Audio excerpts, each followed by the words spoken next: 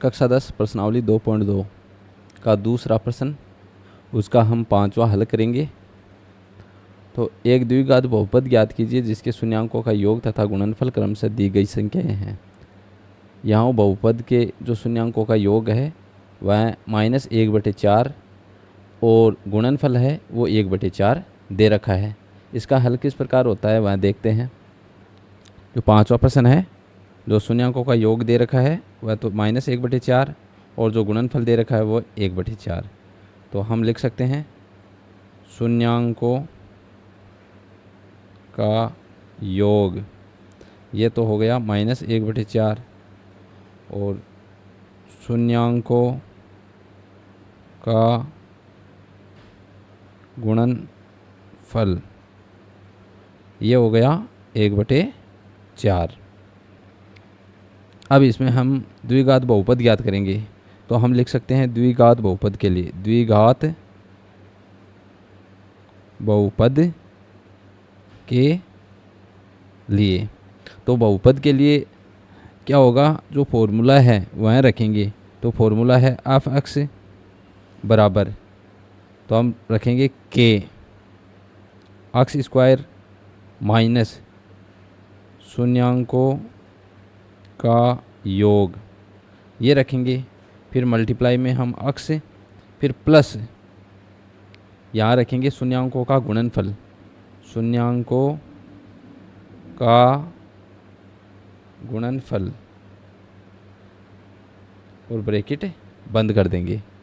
तो ये जो फॉर्मूला है ये द्विघात बहुपद ज्ञात करने का एक फॉर्मूला है। इसमें जो शून्यांकों का योग दे रखा है और शून्यांकों का गुणनफल दे रखा है वह रख देते हैं।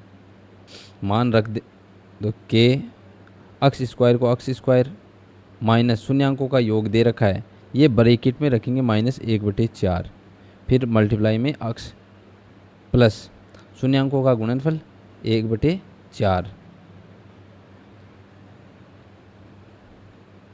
अब हम जानते हैं इनको मल्टीप्लाई या सरल कर लेंगे। तो यहाँ k x²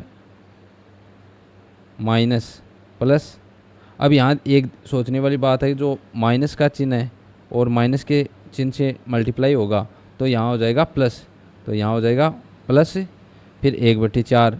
तो a को x से मल्टीप्लाई कर देंगे तो x/4, फिर आगे है प्लस का 1/4।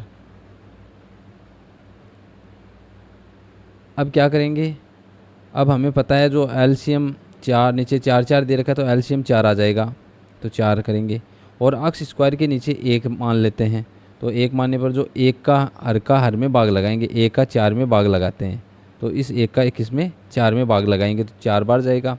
फिर उस 4 को जो आंसर आता है उसे 4x² से गुणा करेंगे तो 4x², फिर प्लस का साइन है, प्लस का साइन लगाएंगे, फिर 4 का 4 में भाग लगाएंगे, 1 को x से मल्टीप्लाई करेंगे तो x, फिर प्लस, फिर 4 का 4 में भाग लगाएंगे तो 1, फिर 1 को 1 से मल्टीप्लाई कर देंगे तो 1, गुणा कर देंगे 1 आ जाएगा। अब हमारे पास जो हल आया वह आया k x² इस प्रकार से। तो आगे k 4 को बाहर कर देंगे तो k/4, फिर जो बहुपद रह जाएगा 4x² प्लस x प्लस 1, ये हमारा अभिष्ट बहुपद हो जाएगा। तो हम लिख सकते हैं अतः अभिष्ट बहुपद, तो अभिष्ट बहुपद क्या हो जाएगा 4x² प्लस x प्लस 1, यह एक अभिष्ट बहुपद है।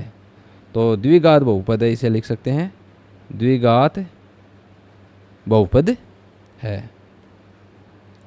तो इस प्रकार इस क्वेश्चन का आंसर कर सकते हैं।